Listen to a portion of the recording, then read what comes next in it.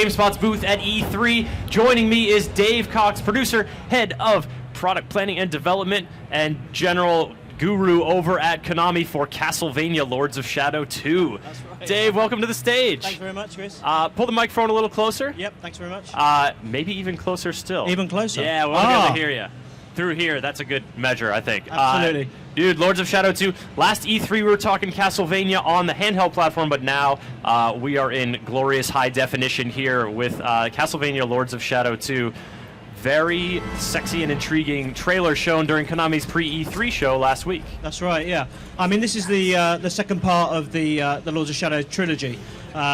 We had the epilogue in the last game that kind of set up this story. We saw that Dracula awakened in the present day, and this game takes place in present day. The demo that we're showing today, though, is Dracula at the height of his powers, back in the past, and you get to play him and you get to see, the kind of abilities that you're going to have later on in the game. Oh, one of those little, here's what you're going to have, yeah. Now let's go.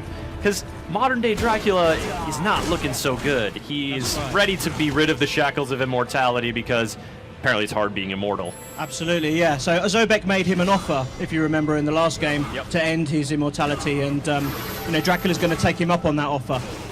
So you start the game, as this kind of ultimate badass, and then, as you say, you then go to old decrepit Dracula with no powers, and you have to get them all back. But this is in his heyday. Yep. This is he's garbed in his sumptuous robe, which looked really awesome there in that pre-battle section. Yep. And he is wielding that whip like a demon. Absolutely. This is a whip that he can summon through his own powers, and it's almost like a parody of the weapon that you had in the original game. But this time, obviously, he's got other weapons. So this is a new feature of the game. He has another weapon called the Void Sword, and he has a weapon called the Chaos Claws. Right now, he's diversifying a little bit. Absolutely, yeah. You live for hundreds of years, you like a little variety. You learn new tricks, you know. Right now, he's biting that guard, and that's another new feature. You can grab enemies and use the blood to replenish some of your health. And also look like a total badass. Absolutely. I love just the casual, like, I'm done with you now. That's right. Who's next? Next. So obviously, Lords of Shadow, very combat-heavy action title. With introducing the new weapons, what are you guys hoping to do for that combat feel? What are you hoping is gonna those elements are gonna bring to the gameplay? Well, I think people really like the combat of the last game, but what we wanted to do was we wanted to refine it and build it up and make it even more interesting, give players more variety in their combat options. So we introduced the new weapons, but each new weapon also has its own combination of attacks associated with it. So you've got a lot more options in able to take down enemies, and it's all very well giving players these new toys, but you've got to make the enemies worth their while. So we've beefed up the enemy AI, and we've made the enemies a lot more intelligent. And some enemies have defenses. And you can see here the Void Sword. This is a weapon where Dracula can recoup health from enemies. Each hit gives him more health back. Nice. And that's, of course, the red bar in the top left filling up. What is the blue bar in the bottom left? The blue bar, that is your Void power. In the demo, your Void power is constantly refilled, but in the final game, what you need to do is you need to play very well in order to get blood, and the blood you can then put into your Void or Chaos container. So we reward players that play well. This is interesting. This guy here, he's got a shield. And he's very excited about it. He is very excited. He's like egging him on. Look at this shield that I have. Yeah. Bring it on. You've got to break that shield, right? Because if you just use the Void Sword or the whip against it, it's going to bounce off. So using these weapon called the Chaos Claws heats up the defense of the enemy, and that allows him to break it down. Shatter it. Oh, nice. And then he can switch weapons if he wants, or he can stick with what he's got and totally smash that guy up. Does your enemy have a shield? Light your arms on fire and punch it apart. Absolutely. I like it. I like the way you guys think over there. All right, so this is the heyday. Let's just talk a little bit about what happens come modern day. Yeah. You are playing as Dracula, significantly reduced in power, but what's at that point he wants to die. He wants to be rid of his earthly life because it's tiresome. Absolutely. How does he go about that? Well, Satan is returning to the world, and Zobek needs help from Dracula because obviously Dracula is the only person who's ever defeated Satan before. So in order to get that help, he offers him a bargain. Sobek is the only one that can end his immortal life because Sobek is death himself. So there's kind of this bargain that you do something for me and I'll do something for you. The interesting thing about the modern setting is that although it is in a modern city, it's not a city like Chicago or New York. It's a city that's an imagined city. It's a city that feels like it belongs in the Castlevania universe. Oh, okay. There's gargoyles, stained glass windows. It feels like it belongs. Still very gothic. Absolutely.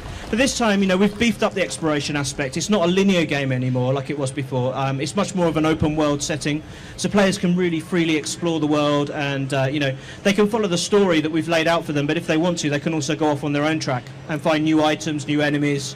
Lots of secrets. Interesting. Yeah, historically, that kind of exploration of a large open space and backtracking, once you've gotten new abilities, has been a part of the Castlevania series. So is that something you guys are rededicating and refocusing to here? Yeah, I think we got a lot of fan feedback from the last game. People really liked the game, but there were things that they felt we could improve. One of them was the exploration aspect, the linearity of the game. The other was obviously the free camera. It's very hard to do exploration when you have a camera that's fixed. Uh-huh. So by freeing up the camera, it enables us to create environments that players can more fully explore.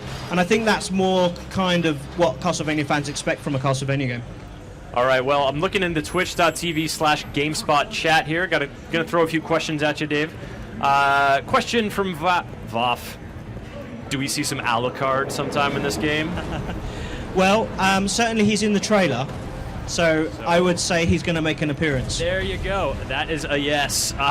What about a question about how many weapons you will get overall? We've of course mentioned the three. You've got the whip, the void sword, the chaos claws.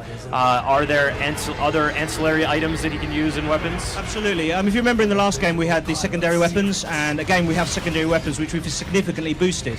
We're not talking about those weapons today, but certainly there's far more than there were in the previous game. All right, and of course one of the great things about Lords of Shadow was those big scale boss battles, which we're getting a little taste of right now. Absolutely, yeah.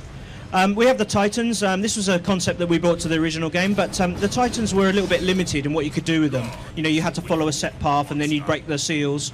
This time, we're allowing the players to actually fight on Titans. Titans become almost levels in themselves. And later on in this demo, you get a taste of that. And we want to surprise players with lots of interesting characters and interesting boss fights. So, one thing about this game is we're going to constantly surprise players. I think that's important. Constant surprises from Castlevania Lords of Shadow 2. More questions for you, Dave. From Bureau Island. Question. This game looks so good. Is it next gen as well as current gen? No, it's only planned for current gen, so it's coming out on PlayStation 3, Xbox 360, and PC via Steam. All right. And question. So people are curious about RPG elements, which I guess in this case sort of means, gaining your stats, gaining your skills, doing some kind of choice about what abilities you want to put anything into. Is it something the player chooses to navigate, or is it sort of a set progression? This is essentially a hack and slash game, but we do have the mastery system, which is a new system we've introduced where you can power up your weapons.